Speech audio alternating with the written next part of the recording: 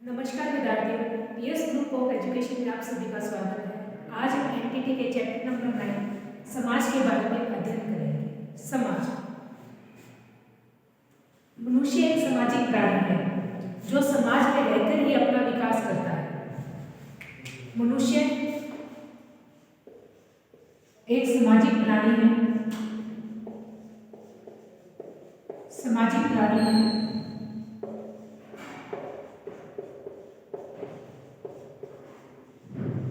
जो समाज में रहकर ही अपना विकास करता है। जो समाज में रहकर अपना विकास करता है। मनुष्य के विकास के लिए सबसे महत्वपूर्ण व सबसे ऊपर शिक्षा का स्थान है। मनुष्य के विकास के लिए सबसे ऊपर स्थान शिक्षा का है। शिक्षा का है। अतः हम यह कह सकते हैं कि समाज और शिक्षा का प्रत्यक्ष संबंध है। समाज और शिक्षा का प्रत्यक्ष संबंध है।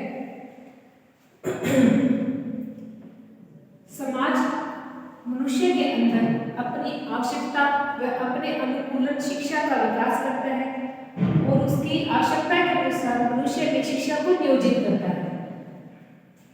समाज के अनुरूप मनुष्य को समाज अपने अनुरूप मनुष्य को ढालता है। वह देखता है कि मनुष्य शिक्षा ग्रहण कर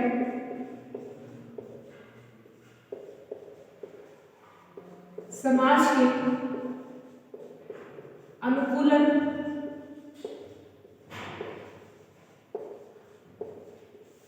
व्यक्तित्व को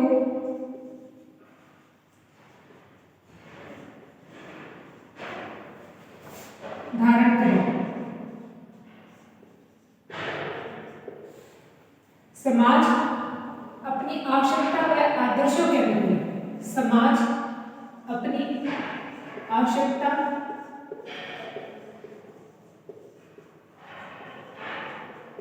व आदर्शों के अनुकूल व आवश्यकताओं के अनुकूल शिक्षा को नियोजित करता है। शिक्षा को नियोजित करता है। अब हम देखेंगे समाज का अर्थ। समाज का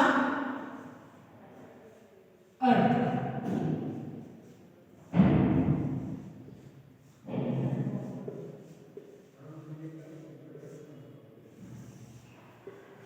सामान्य तौर पर लोगों द्वारा समाज शब्द की जो परिभाषा दी जाती है वह काफी नहीं है। इसके लिए समाज के अर्थ को समझने के लिए समाज शास्त्र में जो भी बताया गया है उसको जानना जरूरी है। समाज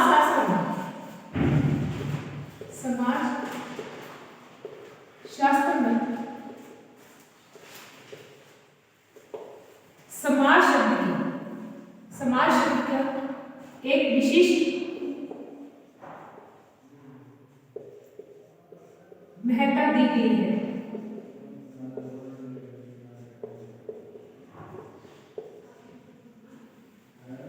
समाज के अर्थ से तात्पर्य है कि किसी भी मनुष्य का समाज के अंदर कम से कम दो या दो से अधिक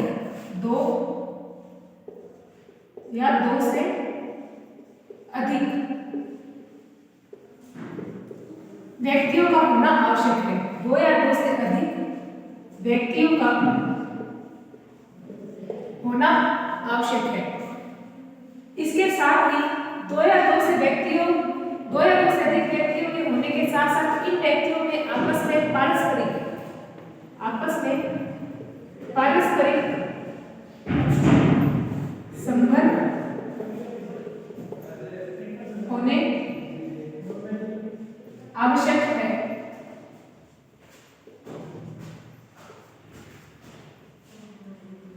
इन पारस्परिक संबंधों के साथ साथ उनमें एक दूसरे के अस्तित्व की जानकारी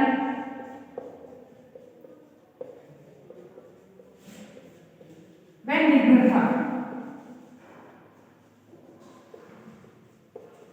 भी होना आवश्यक है। अगर कहीं समाज में दो या दो से अधिक व्यक्ति एक साथ है परंतु उनमें पारस्परिक संबंध नहीं है, उनमें अस्तित्व की जानकारी नहीं है और इन दोनों पर उनकी निर्भरता नहीं है, तो वह समाज नहीं कहलाएगा।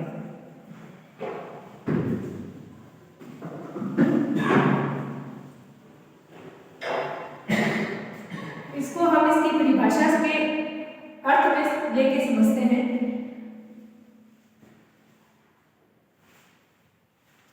गिडिंग्स के अनुसार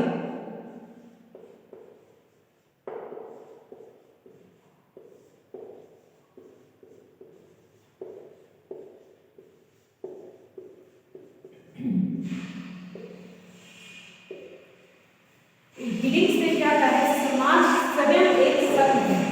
समाज स्वयं एक संघ है, अर्थात हम कह सकते हैं कि समाज स्वयं एक संघ है और इसमें व्यक्तियों का आपस में पारस्परिक संबंध व उनमें आत्मनिर्भरता व उनके अस्तित्व की जानकारी होती है। समाज की विशेषता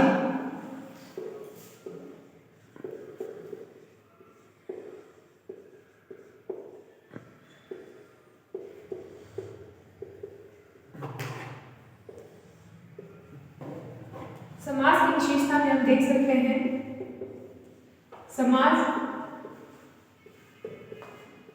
केवल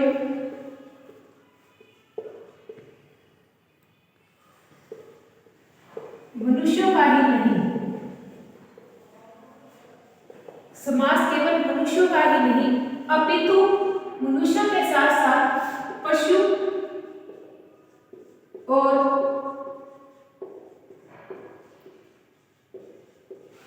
पक्षियों का भी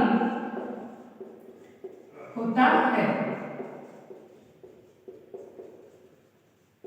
समाज के अर्थ को हम समाज की विशेषता से और अधिक अच्छे तरीके से समझ सकते हैं। इसकी विशेषता में हमें बताया जाता है कि समाज केवल मनुष्यों का ही नहीं अपितु पशु पक्षियों का भी होता है। इससे हमें समाज में जीवन के घनिष्ठ संबंध की जानकारी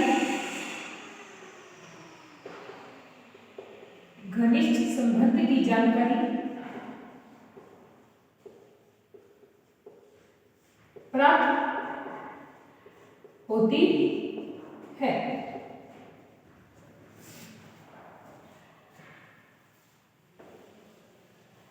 इसकी दूसरी विशेषता में हम देखते हैं,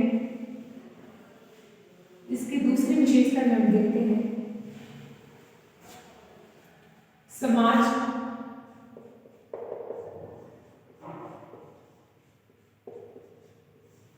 व्यक्तियों का समूह नहीं,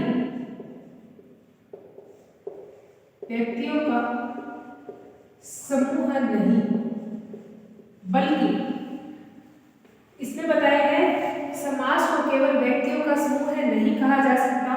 इसमें व्यक्तियों के अंदर परस्पर निर्भरता होना आवश्यक है। परस्पर निर्भरता होना आवश्यक है।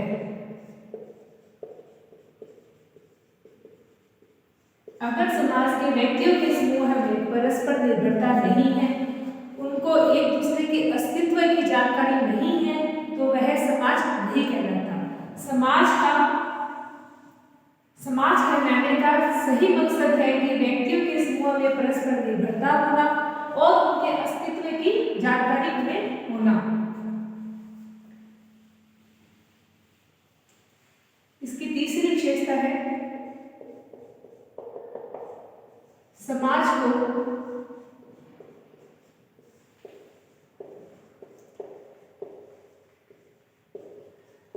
परिवर्तनशील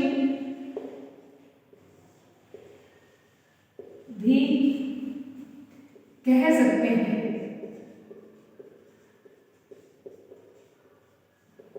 समाज को परिवर्तनशील भी कह सकते हैं, क्यों?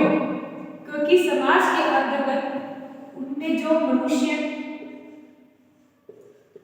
व उनके संबंध जो होते हैं वह परिवर्तनशील होते हैं। इसलिए उनके संबंध में मनुष्य स्थिर नहीं रहते, इसलिए समाज को भी परिवर्तनशील होने की संज्ञा दी गई है। इसकी फोर्थ विशेषता है समाज को मूर्त ना मानकर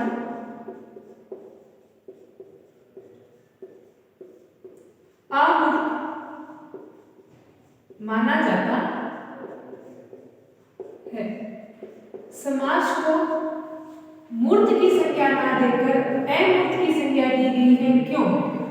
क्योंकि समाज से तात्पर्य है व्यक्तियों का पारस्परिक संबंध, और व्यक्तियों का पारस्परिक संबंध होता है उसको ना तो हम देख सकते हैं, ना हम उसे छू सकते हैं, अपितु सिर्फ उसकी अनुभूति कर सकते हैं।